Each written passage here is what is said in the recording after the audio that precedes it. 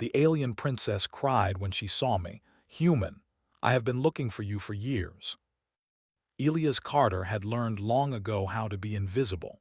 On Kestrel Station, being invisible was a skill that kept a person alive and employed. The station floated at the edge of three trade routes, too important to ignore and too unimportant to protect properly.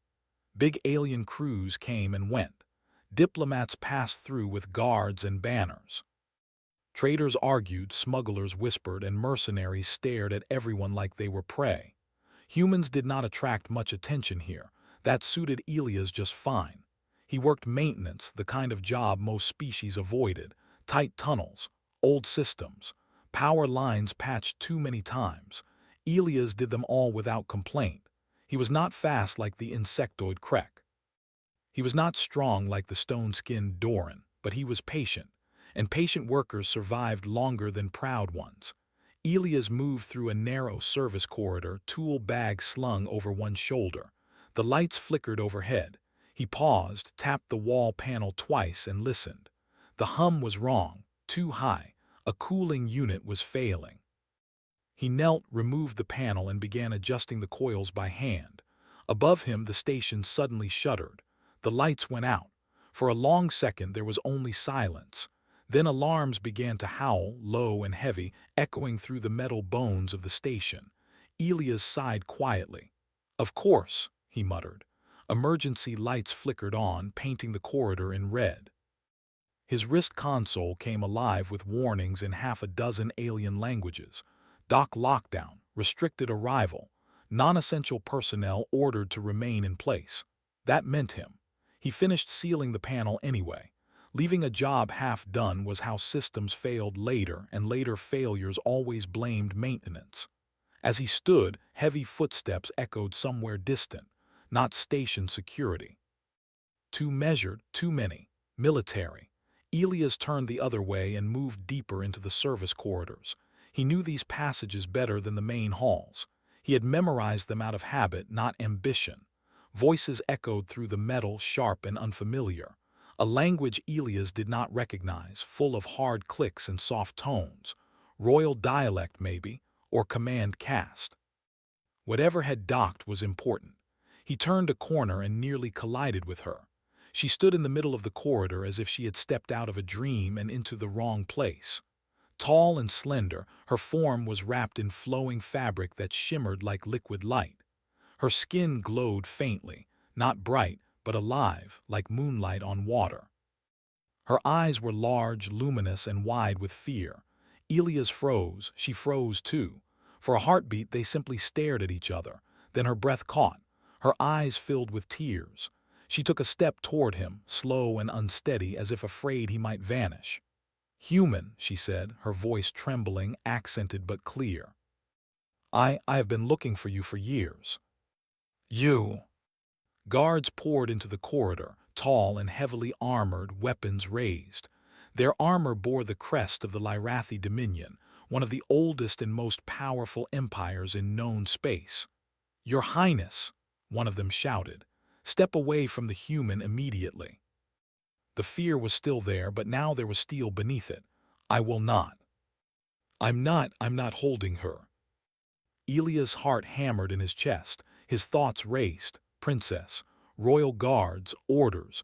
This was far beyond anything a maintenance worker should be involved in. The princess turned to him, her expression softening. "I am sorry," she said quietly. "I did not mean to frighten you." As they waited, Elias noticed details. The way her posture shifted protectively toward him. The faint scars along her wrist, barely visible beneath the fabric.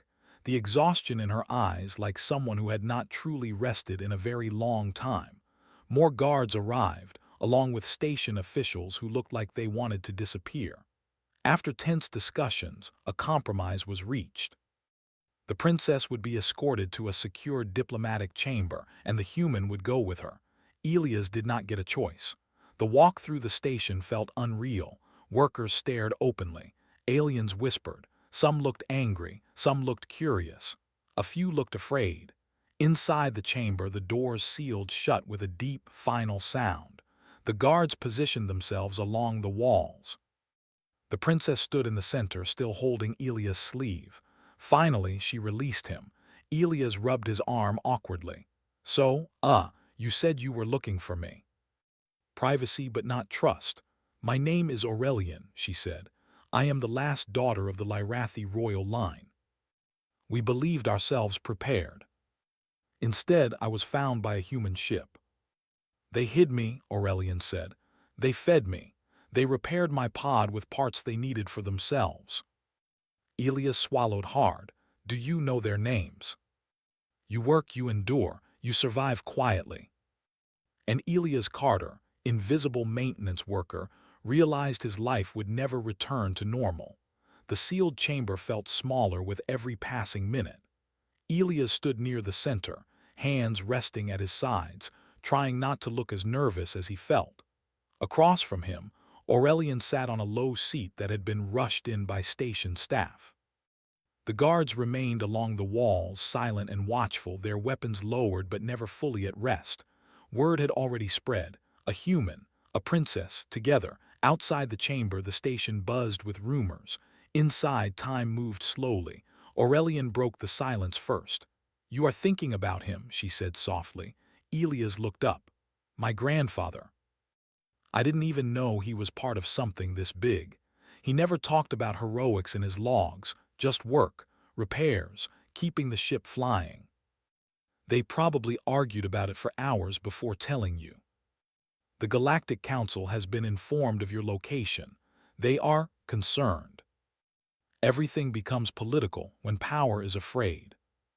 A voice echoed through the chamber, deep and commanding. Princess Aurelian of the Lyrathi Dominion, you have deviated from your protected route and caused a security incident on a neutral station. Explain. That was an isolated incident, ancient history. Humanity has no formal claim. He should be removed from your proximity. I didn't even know about my grandfather until today. But if you think humans are tools to be moved or erased for convenience, you're wrong. The chamber fell silent. That went well, Elias muttered. Aurelian laughed softly, the sound tired but genuine. You spoke truth. They are not used to that. Multiple vessels are converging on the station, not all of them friendly. Human freighters adjusting course, medical ships offering aid, old mining vessels reporting in, none armed, none threatening, just present. Aurelian stood beside him as the display filled with human ship identifiers. They came quickly. Princess, this concentration of human vessels is unusual. A rival empire's voice filled the chamber, cold and confident. Princess Aurelian, release the human into neutral custody. This incident will be forgotten. Neither should you. You fear humanity because you do not understand it. They do not seek control. They seek connection. Not as protectors of order, but as enemies of trust. She looked up at him. You did not bend. And somewhere in the vast, watching galaxy, that truth had finally been seen. The calm did not last. Elias felt it before anyone said it out loud. The station was too quiet, the kind of quiet that came before something broke. Human ships had moved away, but not far. Alien warships still watched from a distance, pretending patience. Aurelian stood at the viewport, her hands clasped behind her back. The glow of distant stars reflected in her eyes, but her expression was heavy. They will try again, she said. Elias leaned against a console. They always do. When powerful people don't get what they want, they look for quieter ways. Meaning. Unofficially, everyone knew it was fear. Elias could not sleep. He sat on the edge of the small room they had given him, staring at his hands. He thought about his grandfather again, about the choice he had made without witnesses or rewards. A soft knock came at the door. Aurelian entered quietly. She had dismissed most of her guards, keeping only 2 outside. I wanted to see you, she said. Elias stood quickly. Is something wrong? We're just people. They are not under station command. Distant sounds echoed through the metal halls, boots, shouting, energy barriers activating. Elias followed Aurelian as they moved through service corridors, the same kind he had worked in for years. He led without thinking, turning corners by instinct. "You know this place well," Aurelian said between hurried steps. "It's built by people who assume no one will ever care," Elias replied. "That makes it predictable." But his legs kept moving. They reached a sealed bulkhead. Aurelian pressed her palm to the control panel. It opened just wide enough for them to slip through before sealing shut again. For a moment there was silence. Aurelian leaned against the wall, breathing hard. "I did not want this for you." Human comm signals filled the screen. A familiar voice came through. "This is Captain Rhea Morgan of the freighter Dawnpath. Elias Carter, if you can hear this, we are inbound. We don't like bullies." "They came again," she said softly. "They always will," Elias replied. "The attackers breached the bulkhead with controlled force. No explosions, clean and precise, professional." Aurelian straightened. "Stay behind me." No flags, no names. A voice spoke through a translator. "Human Elias Carter, you will come with us. No harm will come to you if you comply." "With respect, Your Highness, this action is above your authority. You can hide one of us, but the rest will keep showing up." Aurelian watched with wide eyes as humans filled the space between corridors, blocking paths, offering no threats. One of the attackers spoke urgently into a communicator. "Situation is unstable." When the last of them vanished, the station released a collective breath. Aurelian turned to Elias, tears shining but unfallen. "They stood for you. This incident will be reviewed. For now, we were never trying to be." But something unseen had shifted, like gravity changing direction. Elias noticed it first in small ways. People looked at him now, not with fear, not with awe, just awareness.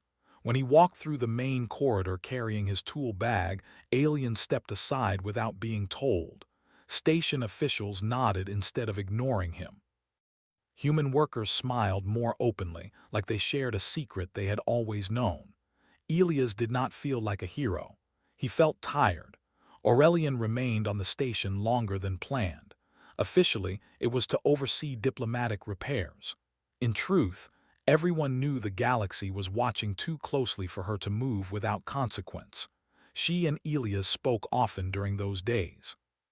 Sometimes about politics, sometimes about history, mostly about ordinary things. She asked him about human families, about why humans argued so much and still stayed together, about why they kept fixing broken places instead of abandoning them.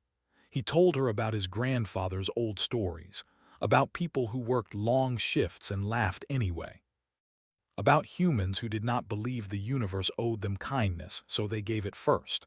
One cycle later, the Galactic Council summoned Aurelian for a full assembly. This time, Elias was invited. The council chamber was vast, larger than any place Elias had ever stood. Light flowed through curved walls.